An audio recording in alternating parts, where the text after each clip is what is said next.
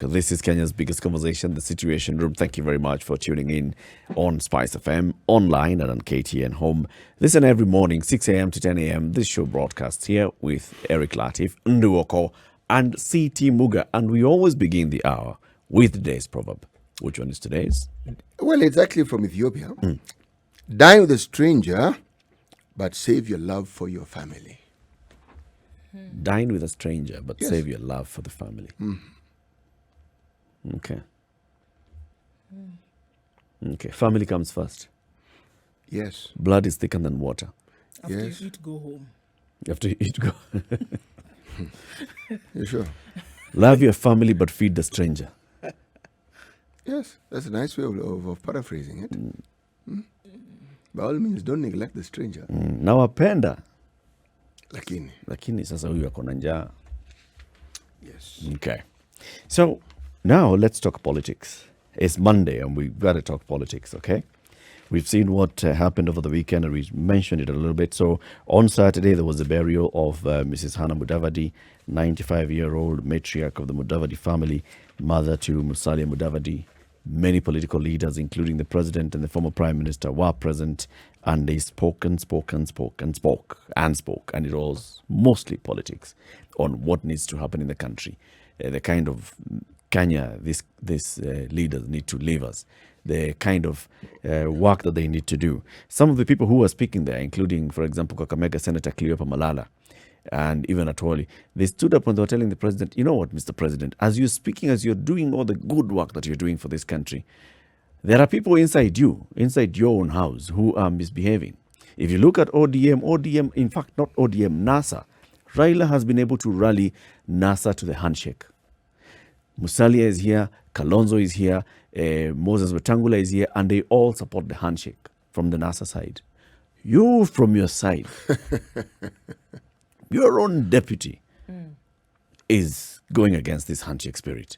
Your own deputy has brought in some people who are going behind your back to oppose the BBI structurally.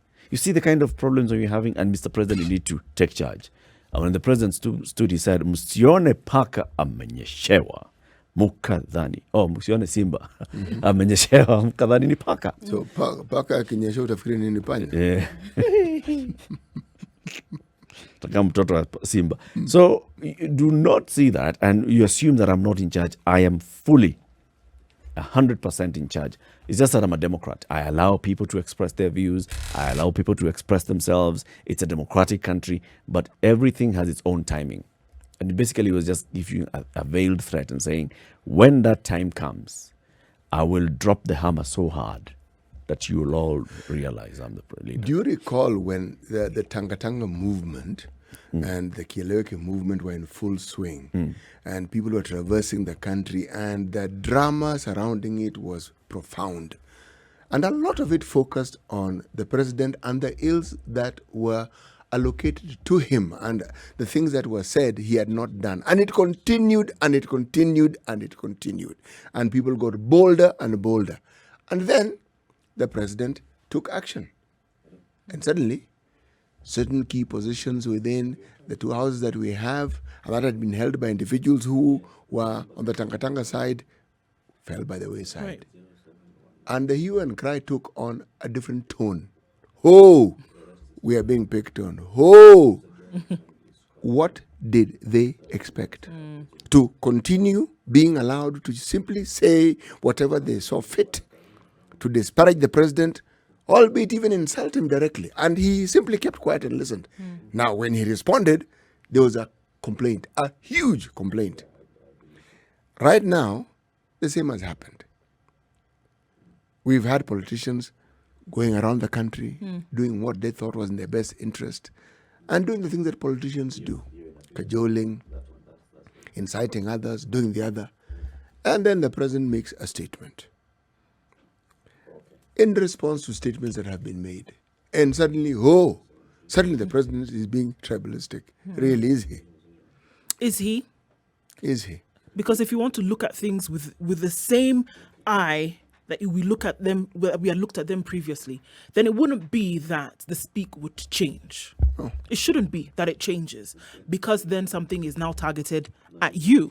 Well, yes. I mean, if other factors are considered to be a truism, that there are people who are descended from former political leaders, the late political leaders, the argument by the other side is, well, these political leaders were not always political leaders. They had humble beginnings. And the humble beginnings, from those humble beginnings, they rose to be certain types of people. So with every generation, you have this sort of ascendancy, and you see it. Now, if that then is considered to be true, then equally, if you look at the presidency of this country and the leadership within it, it is also true that there are only two communities who have been president. Yes, that's it. It is as true as the other matter is true. Now, which is more tribalistic? That you are president and you come from a community, does it make you a tribalist? No, it just means you are president and you come from a certain tribe. Tribalist is when you focus your attention and the benefits of your power on your people. Then we say you are tribalistic. Yes. But if indeed someone seems to attempt to balance the odds, why then do you think this fight for the highest seat in the land is ever so vigorous? Not because it suddenly makes you a better person, but it's because it has multiple benefits. And people see the benefits. And if you look at the function of our politicians, by and large, many of them will favor people from their communities. It's just what we see, just a fact. Not as though it suddenly makes someone a tribalist. It's just what we see. If it changes, we will also say we have seen the changes. Now, given where we are, this is 2021. The election is next year. It was early days yet last year. The early days yet mantra, well, the reality of our political situation is closing in on it. It's no longer going to be dawning. Yes. And if you started sprinting thinking it was 200 meters and it turns out that this is exactly a marathon, you may run out of breath before you even finish 400 meters. Yeah, you might get tired. You might get tired at a moment. One thing that I noticed and I've noticed is let's just call it polarization for lack of another word. And this is not on the negative side, but also polarization is not necessarily negative. The division of the political narrative from the tribal things into now this, let's call it class. So are we saying that we mwananchi wa kawaida, because we've always been called mwananchi wa kawaida, we mwananchi wa kawaida are hustlers. We are the people who wake up every day and we're wondering what to do. So we are one group, and then those who have been running things in this country belong to a certain other class, and they belong to this other privileged class, and that's why they're called the dynasty. That has and when Ruto started on it, maybe it was just by accident that he landed on it, and the hustler, and it gained momentum, and it had started resonating with certain people, and then he picked up on it. But it's gotten to a point where those that are being classified as the dynasty really, really express themselves as pained by that. That's why they actually respond so strongly about it. It's not once. It was not the first time on Saturday that leader upon leader, especially those that are classified as dynasty, would speak up and say, we are not. It's not the first time. So is it indicating that it really is hitting them right there, and they're feeling the pain of it, and they feel, this one, but no, we need to respond to it. Is it hitting them because they don't like what's associated with it? Or is it hitting them because they realize that the majority of the population then would attack them because of that title or label? If there was no attack, if there was no thought linked to any kind of emotion because of that label, I don't think they would respond in that way. But they see the response that would come from people because they're being pitted against those maybe who did not come born into privilege, for example. If that response was not there, they wouldn't react in that manner. It's because of the response that has come from that title, from other people, not even them, that they feel attacked. But consider also, it's like everything about that person has to do with their birthright. It's as though they've done nothing else with their lives other than being born into a certain type of family. That they would not have been where they are today had it not been for the opportunity or experience of their birth. Actually, how many of us benefit just from that simple thing? Many of us do. Just by virtue of the fact that you happen to be related to someone. Look, there are certain things that are just a normalcy in everyday life. So they're a fact. Precisely. But when you highlight it as though it's the only thing, it's like, what have these people achieved? they're part of a dynasty. Okay. And they say, no, wait. We did a little bit more than that. We do have parents who started this whole thing. Right. But there's a little more to it than just that. There are things we have done ourselves. Now, this is where now the problem comes in. I actually don't hear that thing that we've done. When they are responding, go. they don't respond to say, okay, yes, I am Raila Odinga. My father was Jaramogi. Jaramogi fought for independence. Jaramogi was a senior leader at the point of Kenya gaining independence. Jaramogi was even being considered as among those who could take over in the leadership. And he said, no, until Jomo comes out. Jaramogi was the first vice president. But I, as Raila Odinga, I have done. One, 2, yes, 3. There was, of course, the name Odinga that did ABCD, but I have also done. He does not respond to that and say, okay, I have. He comes up into, but Jaramogi was a hustler. Jaramogi was born poor. Jomo Kenyatta was a meter reader. Jomo Kenyatta was born too poor. If you look at Moses Mudavadi was born poor. That's the response. So basically, they are playing right into that game of you are dynasty. But they are. Look, they are. And it isn't a negative thing to have a successful father. It isn't a bad thing if you had a father who sought to raise the bar and achieve great things. How can that be wrong? That's what the person did. That's what their lives were. Which is why I'm telling you that the reason why they feel besmirched is because of the reaction of those individuals who are not part of this dynasty. If it didn't exist, if it was just on their own, going along their merry way, and there was nobody poking at it, saying, you know what, you're from the dynasty, you have privilege, you were born with a silver spoon in your mouth, that's why you've been able to ascend to this position. If there was nobody poking at it, they would not have this reaction that they do. But it is because of the reaction, that's why they're saying, hold on a minute, it's actually not true. But I do agree, if it isn't, you were born, there's nothing wrong with being born that way. Actually, it's presented as though there's something very wrong There with it. isn't anything wrong with it. However, in the race in which you are in, it shouldn't also be that the leadership of the country seems to have been handed over to you by virtue of the fact that you were born into this. Actually, that is... Which is why I agree that if you are feeling bad about it, it, show us then what it is that you actually have been able to do. But let's talk about this. Yeah. Is it being handed to you because of the privilege that you have inherited from your father? It really is not. Is that really a truth? In some case it is. Yes, in some case it is. In some case, when you talk about Kamwana is the son of Jomo and you get votes based on that, with everything else, yes, it is.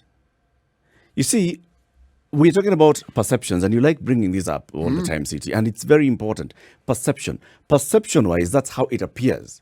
Perception-wise, it appears that why did Moi pick this particular one gentleman who had not much experience in politics and sidestep people like Saitoti and the rest? Why? There's something about it. Oh, sure. It's because of his roots. Why did Musalia Mudavadi win that by-election after the death of his father? He inherited his father's seat. Why? Perception. Sure. Right now, if we look at things, we can say Kalonzo Musyoka was picked by Moi from somewhere. He was a young lawyer. He rose into the ranks. So Kalonzo Musyoka, yes. But his son, who is a member of the East African Legislative Assembly, dynasty.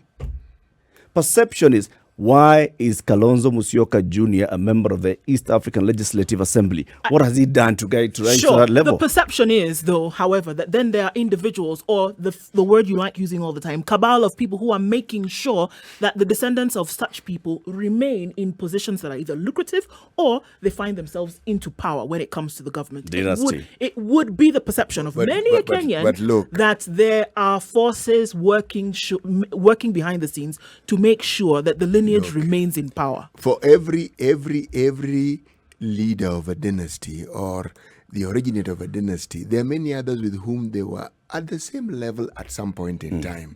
And these people also had families and children. Now, if they didn't maintain their status in politics, remain relevant in politics, they are soon forgotten. Yep. So what we're referring to as that dynasty dies, if we're talking about ascendancy to power within the political realm. Okay? Now, when you bring that discussion, because the sole point here is the them against us narrative, that because these people are privileged, our suffering is because of that privilege and because they are where they are and who they are and a position they continue to simply propagate. Now, it clearly, and you correctly put it, it clearly touches our own nerve somewhere. the response that you keep hearing, it touches a raw nerve. And the question is, should it? Well, it would. And I'm thinking that the leaders need to be pulled aside and told, okay, guys, how you respond to this is furthering that narrative. That's my feeling.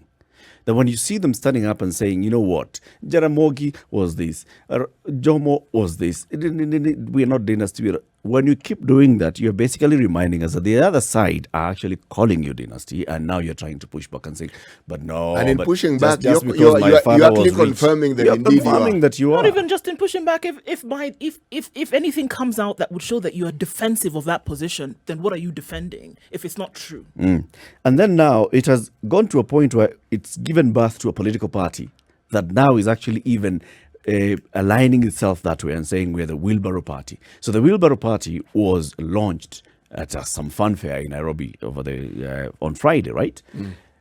Wheelbarrow Party is UDA, United, what? Usually the D stands for Democratic. And the A is the Alliance, right? Yes. It's not dynasty. Yeah, it's not United Dynasty. No, not this one. United Against Dynasty. No, it's not UAD. It's United Democratic Alliance. The party leader for this party is a former senator from Machakos County. This is Johnston Muthama. The deputy party leader is the man who has been a senator before, former senator for Kakamega, and this is Bonnie Halwale, and then other leaders. And those that are associating themselves with this party are those that have associated themselves very strongly with the Tanga Tanga movement in Kieleweke, and not in Kieleweke, in Jubilee, and therefore supporters of the Deputy President William Ruto. The party's candidate for the Nairobi gubernatorial election, and they gave her the ticket, is Bishop Margaret Wanjiru. Yesterday in Kayole, Bishop Margaret Wanjiru was among the leaders who attended church service, and it was also attended by Deputy President William Ruto. And he said, we have a candidate for Nairobi, and this is this is Margaret. Therefore, we, being UDA, it basically just tells you Ruto Has left the building. UDA, Okay. is in the party, okay? So what is it that this party stands for? So wheelbarrow is its symbol. It's talking to the hustlers, but let's bring in the party leader of this particular political party, and this is Johnston Muthama. We're trying to get him online via video as well, but we have some technical issues, but still just have a telephone conversation with him. Good morning, Mheshimiwa. Good morning to you, my fellow Kenyans with the station. How are you? Fine, thank you. Asante We are very sana. well, We're thank you, very sir. well, thank you. Welcome to the Situation Room. Thank you very much. My only disappointment is that we cannot connect it through TV, but I think through radio station we will do and give Kenyans a message that they are expecting from us. Indeed. We are live on TV. We are live on KTN Home. It's only that we don't have video on as well. Yes, I can see you're live on TV, and also you are live on radio. Yes. And I'm ready to go on to the radio. Very good. Now, Mheshimiwa, UDA, tell us about it. First of all, you're the party leader of this particular political party. So at what point did you decide to get into the... I know you said you left Wiper some time back. At what point did you decide to get into this new political party and even become its party leader? First of all, I'm not the only person who went to UDA. I'm not alone. We are a big group of Kenyans. We are many Kenyans, and we are coming out and moving out from existing political parties like ODM, like ANC, like Wiper, Ford Kenya, and many others, and also Jubilee, the main Jubilee. And moving out is not to say that some of us, we are not part of some of the existing parties like Jubilee. But what happened is this. After we realized that there was no democracy in parties like Wiper, because if you remember very well, I'm the first person in Kenya to say I'm not going to contest for mine and senatorial position in Kenya, and because of the mistreatment that was given to other Wiper members by the party leader, by first of all choosing the people he wants without allowing them to go into a competitive nomination, Number two, there are all kinds of allegations that money they were paid. When you go to ODM, it's the same, and all other political parties. But for my son, because I want to see the movement being practiced and given a chance to take place, I say I'm not going to stand. I will stay away. And I stepped out of that election. On the basis of that, I started searching for a vehicle or kind of a political party that would not mistreat Kenyans in that manner. And I waited from 2017 up to just recently when I decided to join the stand of political opposition of the deputy president with others. And on the basis of that, we started searching for a political party, and the through PDR, which is an affiliate in coalition with Jubilee, which is supposed to be part of President Uhuru Kenyatta. PDR is part of President Uhuru Kenyatta, and is part of William Ruto. And having in mind that we are working with the deputy president, we decided just to change the name from PDR to UDA. All other political policies and arrangements and inclinations remains the same. So UDA is in coalition with, we believe, with elected members of parliament. So the way you should see it is that the coming together of ourselves was to create a more democratic political party. If Jubilee wants now to change its operations and behave the way we want UDA to be behaving after this not in 2022, then we don't mind continue, and maybe we can only amend certain coalition agreements and points and get where we want to be. That is what made us to be where we are. You know, well, I think I have a number of questions myself, but I will take a break, and when we come back, you said PDR is in coalition with Jubilee. I thought those parties basically agreed to come together and form one giant party called Jubilee, but then they also agreed that they're not going to be in existence for a while. No, the parties, there were choices, and the party that was sort of demolished and wrapped up and put aside was URP and the TNA. Those two formed one. Others came in as coalition parties. And then the agreement was that at the election time, it was only PDR that was allowed to field independent candidates, where Jubilee did not also field candidates. I see. And the elected members through PDR, they were not challenged at all by Jubilee candidates, but they were challenged by other political parties. And then it was given that space by Jubilee because of some well-known reasons, which I cannot speak and tell you now on the TV.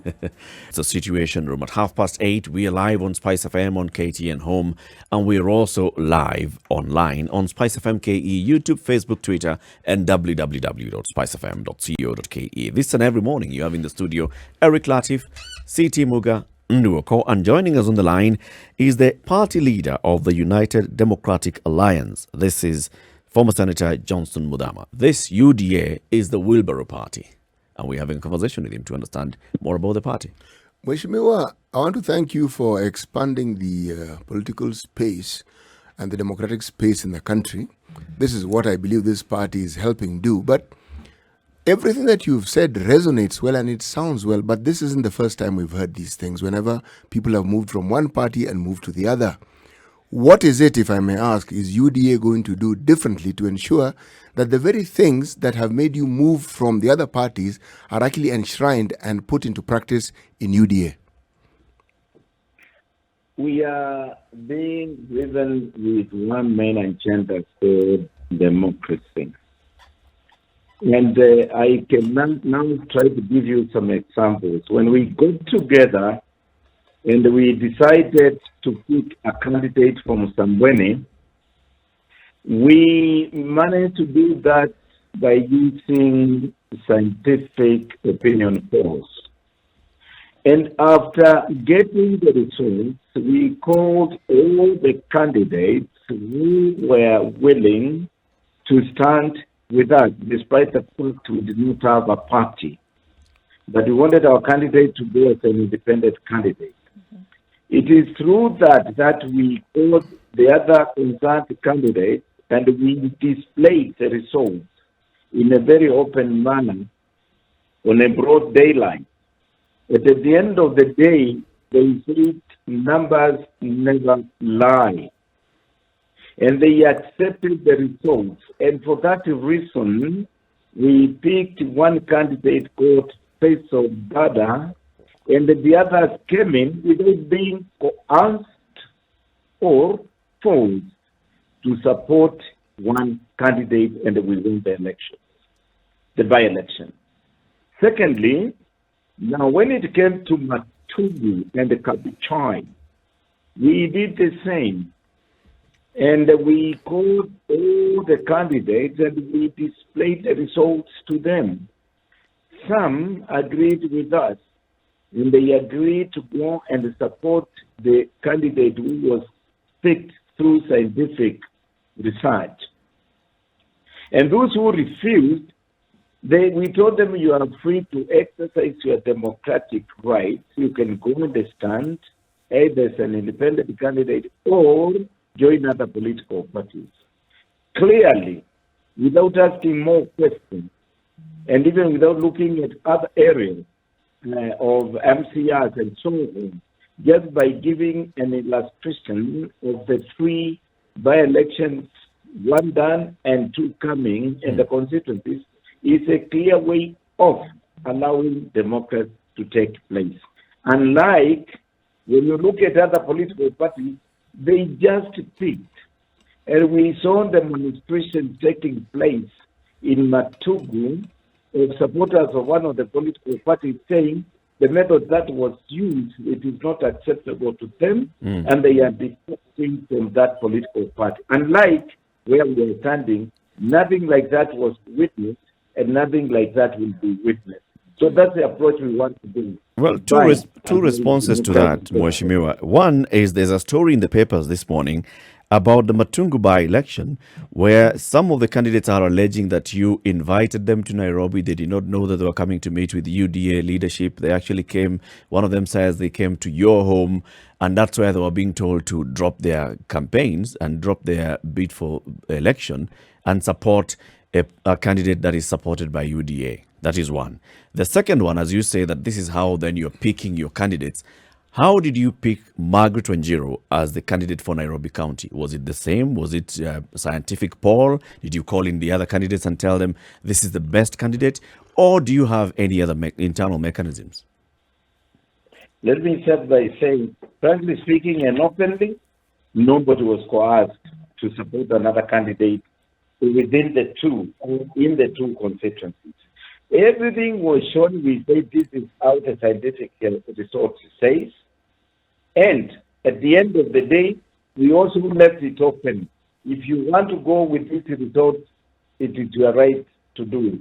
If you don't want to go through it, you can go and stand alone. So anybody who says anything outside that is not telling the truth, because it's either you come with us with that, or you go and stand alone.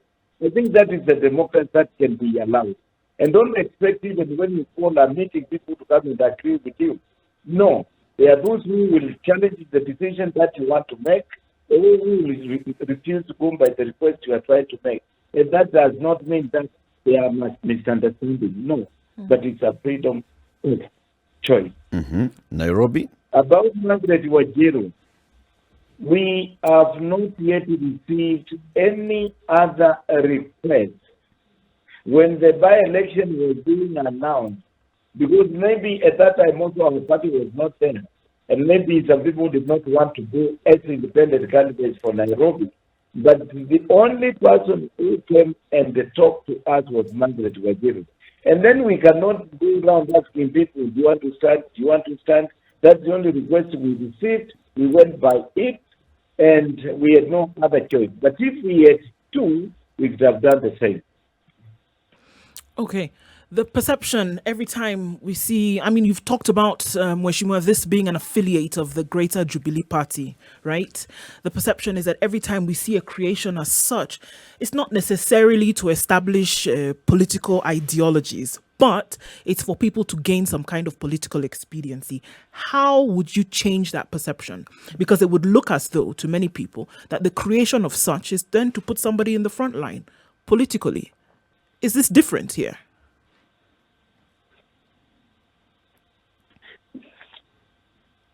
You have gone off. Okay, I cannot tell you. Okay, I can repeat the question. Yes, now I can hear you. Okay, all right, super. So what I'm saying is that when we see the creation of such, the perception by many people is that an affiliate, as you've called it, is to create spaces for people to, get to the front politically, and not necessarily to bring about any kind of development agenda ideologically. Is that the case here? That it's an opportunity for then people to be seen and be heard politically? Are you talking about? I'm talking about the formation of this party, the formation of this party affiliate. You have disappeared again. Senator, we are still here. So basically the question is, with regards to the formation of this party, how different is it going to be from all the other parties that are formed? You cannot... the question you are putting is like telling me the reporting of the news in Kenya through media stations has been totally unacceptable. Since you have come up with this new station now, how can you guarantee us that it is going to be different than the other? The only thing I can give an answer, you can give an answer to that is that we believe that we are going to be different from others. And unless that is put into practice, people cannot get to understand how different you are going to be. And by demonstrating through the nomination have indicated, we have set a record of saying we are starting like this, and that is the way we want to go. But in general, you cannot start now saying we are going to do this. The only thing is democracy. Allow democracy to take place, and it will be practiced in every stage. For example, many political parties have been having the leadership of elected leaders in political parties through people either appointing themselves or picking themselves. Like me, I'm an interim chairman of UDA, just to supervise with a small secretariat how the election of the party is going to be held. And now for us to be different from other political parties now, after giving you the narrative of nomination that we are going to use, let me tell you how we are going to hold our elections of the party. We are going to start from polling station, where officials will be elected there. Then from there, we will move to the village, where people will be elected there. Leaders will be elected from sub-location, then location, then division, then sub-count, and then from there, we will move to the counties. And then from there, the 47 counties with elected leaders now will meet and elect the national leaders. And you can see now that alone makes a difference from our other political parties, except KANU, that was constructed under such arrangements and such foundation, but it lost it as time went.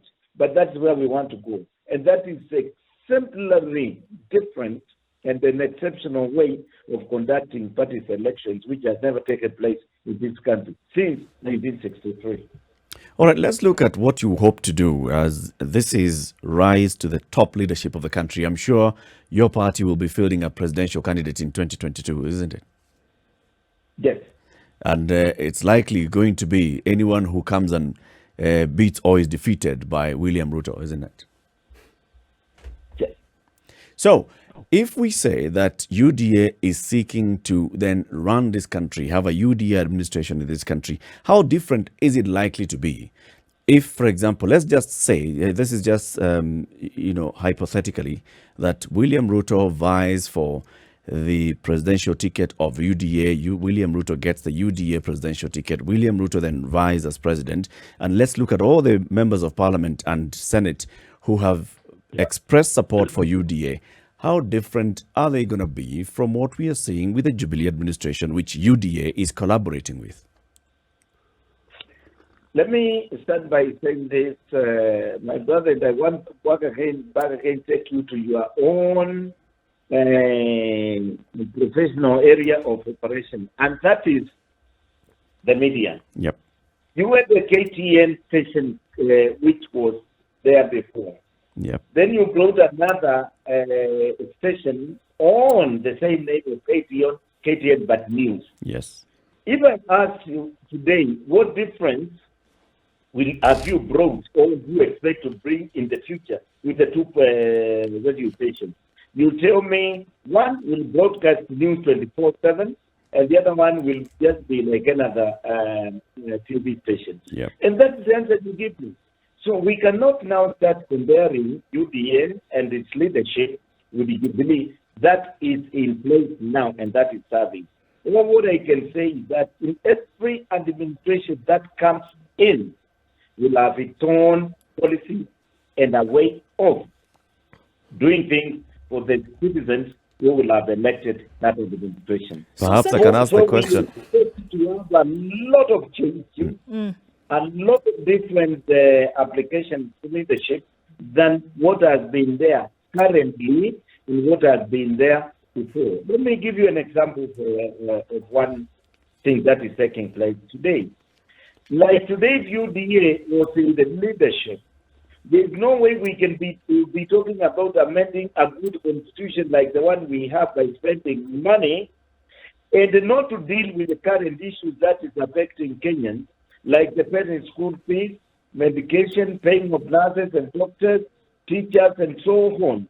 When you set that aside and say, let us first of all work with the constitution that we have, meet Kenyans' needs, and then if there will be an idea of amending the constitution, that is not a priority, but it can be dealt with it later on. That is one example. So if we're to talk of priorities, Mheshimiwa, what then would you say would be the priorities that UDA would have? You know, my brother, in leadership, it is like just like the life you live in your home. You see, you have certain fixed expenditures or expenses which you cannot afford, like paying water, paying electricity, buying food, and taking the children to school. But also, while you are doing that, there will be issues which will be of high demand, like someone will get sick and be taken to the hospital. You deal with that issue when you are there, when that time comes. But at the moment, and I want you to understand me, at the moment, Kenyans are faced by myriads of different problems. Instead of dealing with that, we are dealing with other issues of creating positions, changing the constitution to create positions for certain people, and having priorities which does not help Kenyans. So what I'm saying is this: there are the demanding issues, and one is education for Kenyans. That must be made free for Kenyans to be able to go to school. Number two, it is health. Kenyans must be provided with good health that will make them be productive in whatever they are doing. Number three, Kenyans will need to put food on their table. And when you talk about those things, you know, you are talking about water, you know, you are talking about health, and then you're talking about education. Those are the first priorities. And then from there, you can look at other things. You can look at building roads, you can look at building SGRs, you can look at buying aircraft, you can look at putting carpets on roads and whatever you want, the red ones, whatever you want. But the first priority for Kenya, that I will insist as one of the leaders in UDA to take place, is that, so that Kenyans can have a better life even if they don't become rich. So, Mheshimiwa, this is obviously something that you will be speaking out about. When we hear this party, UDA, speaking, who do you want Kenyans to listen to? You've said that it's affiliate of Jubilee. So are you saying that you're going to, are you splitting voices here? Or are you saying that when UDA speaks, essentially, Jubilee is also speaking? Let us say this. The leadership of Jubilee currently will end in 2022. So even if now some of the leaders who are in Jubilee now will be in UDA, they will have to adopt a new policy of that administration. You don't transfer the ideas of leadership from the old administration to a new administration. You saw Moi. Moi took over from Kenyatta. Kenyatta was not giving free milk to students in schools, but Moi came in and started giving milk. That's just another good example. So you cannot say we are moving to a current Jubilee, and because we are going to have other Kenyans coming from Jubilee to join UDA and form a new government, the operations of the government will be like the current Jubilee. It is not like that. Please, even now, where you are seated now, if KTN gets a new managing director tomorrow, that new managing director will try to bring in ideas that will change the operation of KTN to look even much better than the way it was looking before the new MD came in. And if that MD is not capable of doing that, then he has no business to KTN as a new managing director.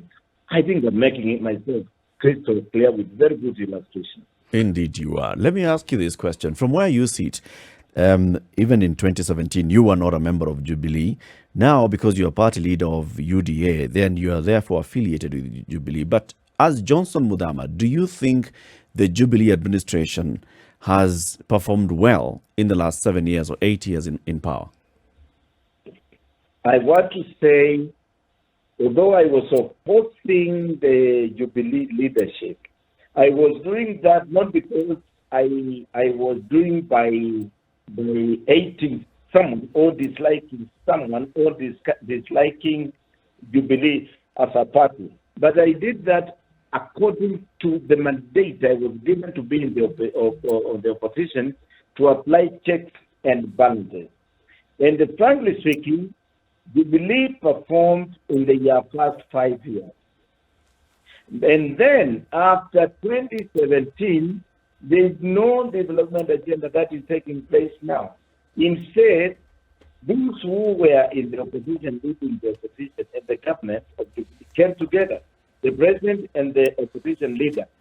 They came together, they shook hands, and they said, now we are going to work together and try to formulate ways and means. So now we are going to remain in power. And the concentration of the development agendas stopped at that point. So I want to say there is a mix of two different things. One, there was performance. Then later on, it is third. And that's why we are finding ourselves being overloaded with the debt, which we moved from 1.8 billion shillings that had been borrowed by our past president, the founding father of the nation, Kenyatta, Moi, and the Kibaki. And now, with the Jubilee, by having these differences and problems, and after losing the concentration, we are close to 9.2 trillion shillings on debt. So we cannot say that there was that perfect performance. But of course, yes, the Jubilee government is something in the past 5 years. The point is well made, Mheshimiwa, but there's something that has bedeviled us right from independence, and it seems to increase with every passing election and presidency. It's called impunity, which is manifested in corruption. Would UDA consider the elimination or the complete reduction of this particular disease a priority? Let me first of all, my brother, not speak about the government that is not in place. But clearly, let me see this. From where Muthama stands, because I don't believe in stealing public funds, I don't believe in robbing the poor, I don't believe in impunity, and stopping with that 2, 3 points, let me say this. You saw when I was in the Wiper, and Kalonzo Musyoka fronted his son to be posted to a Allah in Arusha. My brother,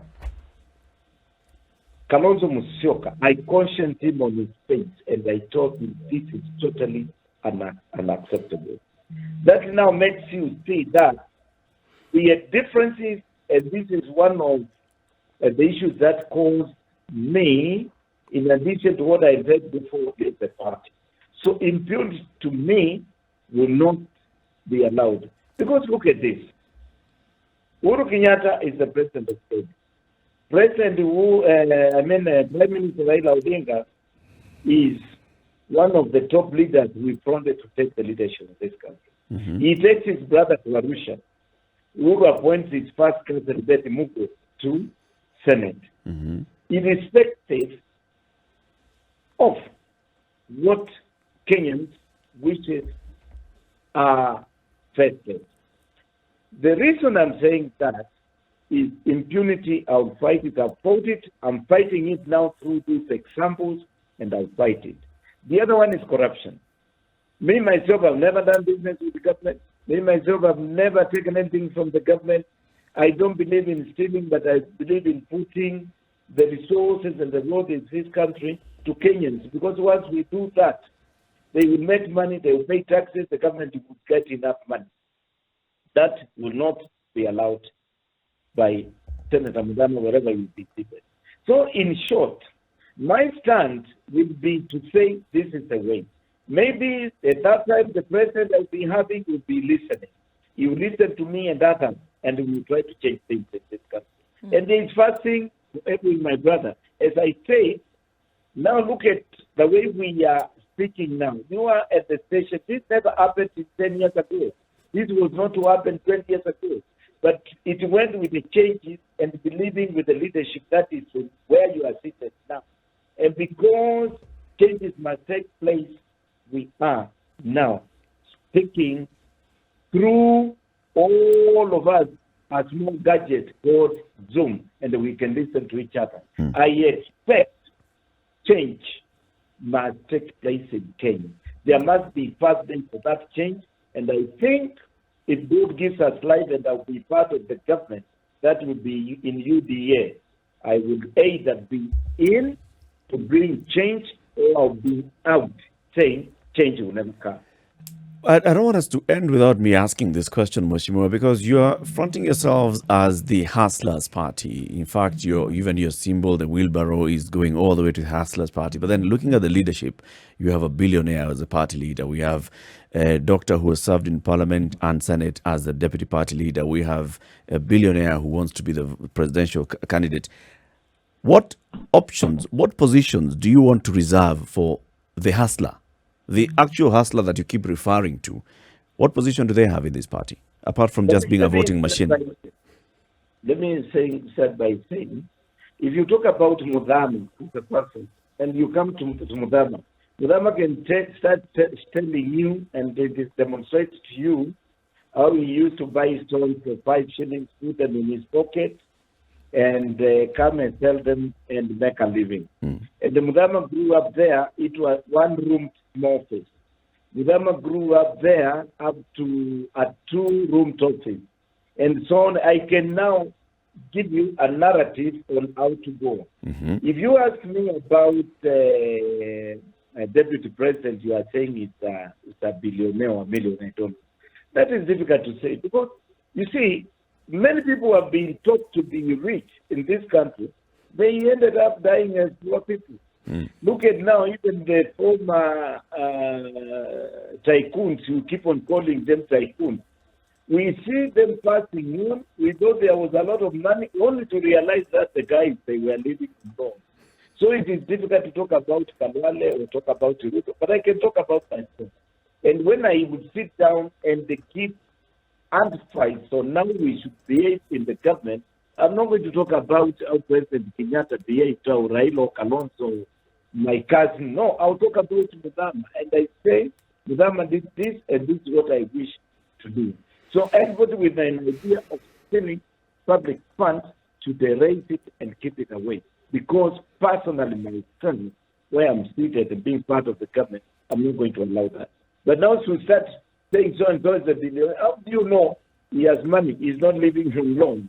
And when he borrows, he Okay, does not. my question was the person that we know is not a billionaire. How does that person get a voice? How does a person in Marikiti, how does a person who is actually working with a wheelbarrow this morning get a voice in UDA? My friend, let us be open and speak of the lives of the people we know very well. You yourself, you know where you come from. And you know 99% of the people from the location you come from, they work with three things. They work with wheelbarrow, peleka shamba, manure hapa, na hapa, na hapa, na hapa. So that is what that person wants. Huyo mtu anataka njembe, huyo mtu anataka panga, huyo mtu anataka shovel, anataka kijiko.